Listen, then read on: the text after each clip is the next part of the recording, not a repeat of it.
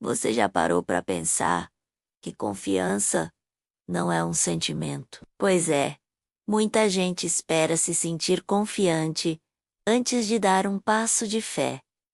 Mas sabe de uma coisa? Confiar em Deus é uma escolha que fazemos todos os dias. Quando tudo ao nosso redor parece desmoronar, temos duas opções: focar no caos ou olhar para cima. E não é por acaso que a Bíblia nos relembra constantemente quem Deus é e o que Ele já fez. Pensa comigo. Ele abriu o Mar Vermelho para o povo de Israel, protegeu Daniel na cova dos leões, cuidou de Elias no deserto e, acima de tudo, entregou seu próprio filho, por amor a nós. Se ele fez tudo isso antes, por que deixaria de agir agora na sua vida? Então, mesmo quando não entendemos o que está acontecendo, podemos dizer: Senhor, eu escolho confiar, mesmo sem ver o caminho. Sei que o Senhor está comigo. Quando o chão treme e as águas rugem, o Salmo 46 começa com uma cena intensa. Portanto, não temeremos ainda que a terra se transtorne e os montes se abalem no seio dos mares. Ainda que as águas rujam e espumejem, e os montes se abalem pela sua braveza. Sarumo, Yonji Urokuni, San. Aqui, o salmista descreve o que seria o pior cenário possível: a própria criação perdendo sua ordem, a terra tremendo, os montes desabando, os mares se levantando como inimigos furiosos. Essa é uma metáfora poderosa para os momentos da vida em que tudo parece fora de controle. Talvez você já tenha sentido isso. A instabilidade financeira, a doença inesperada, a traição de alguém próximo ou até mesmo uma perda irreparável. É nesses momentos que nossa alma grita: Deus, onde o Senhor está? Mas o salmista nos lembra: mesmo quando a natureza se descontrola, Deus continua sendo o nosso refúgio e fortaleza. Isso significa que a estabilidade da nossa vida não está baseada em circunstâncias externas, mas na fidelidade de Deus, que nunca muda. 2. O refúgio em meio à guerra interior. O texto também fala de guerras e nações em tumulto. Não se trata apenas de batalhas externas, mas também das guerras que acontecem dentro de nós: ansiedade, medo, insegurança, dúvidas. Quantas vezes você já se sentiu em guerra consigo mesmo, lutando para crer, mas ao mesmo tempo sendo invadido pela dúvida, querendo confiar em Deus, mas questionando se Ele realmente está ouvindo? É nessa hora que a palavra nos garante: o Senhor dos Exércitos está conosco. O Deus de Jacó é o nosso refúgio. Sarumo, Yonji Urokunana. Perceba, Ele não é apenas o Deus da paz, mas também o Deus dos exércitos. Isso significa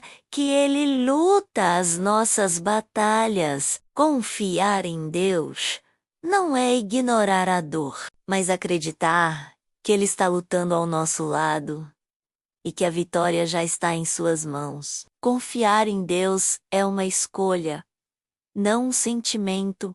Muitas pessoas esperam sentir confiança antes de dar um passo de fé, mas a verdade é que a confiança em Deus é uma decisão diária. É escolher olhar para cima, quando tudo em volta grita para olhar para o caos. É por isso que a Bíblia nos chama tantas vezes a lembrar quem Deus é. Ele já abriu o mar para Israel, já fechou a boca dos leões para Daniel, já sustentou Elias no deserto e já entregou seu próprio filho por nós. Se ele fez tudo isso no passado, por que deixaria de agir agora? Quando tudo parece dar errado, a fé nos chama a dizer: Senhor, eu não entendo, mas eu confio. Eu não vejo a saída,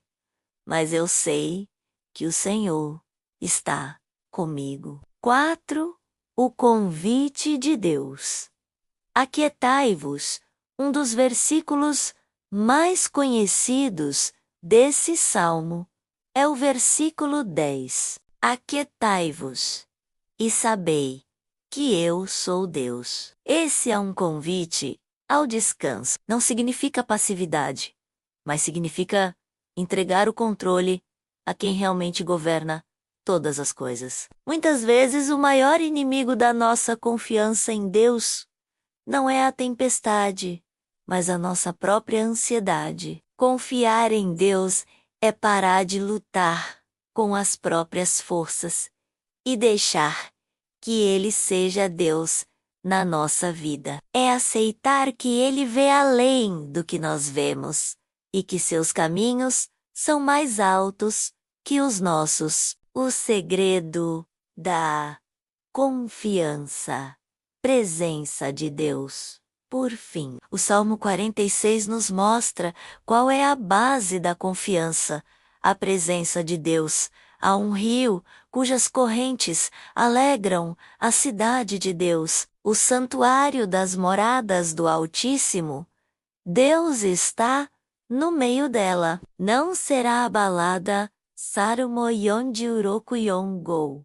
Essa é uma imagem de paz em meio ao caos. Enquanto o mar lá fora ruge e destrói, há um rio dentro da cidade de Deus que traz vida, alegria e segurança. Esse rio simboliza a presença de Deus que habita em nós. Quando tudo parece dar errado, não precisamos apenas de soluções, precisamos da presença dele. A paz não vem da ausência de problemas, mas da certeza de que Deus está no controle, caminhando conosco em cada detalhe. Confiar em Deus exige entrega real. Muitas vezes dizemos que confiamos em Deus, mas continuamos tentando controlar tudo. A ansiedade é, na verdade, um reflexo da falta de entrega. Confiar em Deus significa colocar o problema nas mãos dele e não pegar de volta. É como entregar uma carta ao correio. Se você entregou, não faz sentido ficar voltando todos os dias para perguntar se ela ainda está lá. O próprio Jesus nos ensinou, em Mateus 6:34. Não vos inquieteis, pois pelo dia de amanhã, porque o dia de amanhã cuidará de si mesmo. A confiança verdadeira nasce quando eu entendo que Deus já está no meu amanhã. Ele já conhece os detalhes que eu não vejo e já preparou as respostas que eu tanto procuro. 2.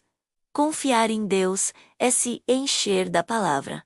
Não existe confiança sem fé. E não existe fé sem ouvir a palavra de Deus. Romanos, las 10:17. Muitas vezes alimentamos a nossa mente apenas com notícias ruins, preocupações e conselhos humanos. Mas para confiar em Deus, precisamos trocar a voz do medo pela voz da fé. Leia o Salmo 46 em voz alta. Declare as promessas de Deus para a sua vida. Relembre os feitos do Senhor. Cada vez que você medita na palavra, sua alma encontra segurança. Se você quer aprender a confiar em Deus, alimente-se diariamente da Bíblia. É como abastecer o tanque do carro. Sem combustível, você não chega a lugar nenhum. Confiar em Deus é orar.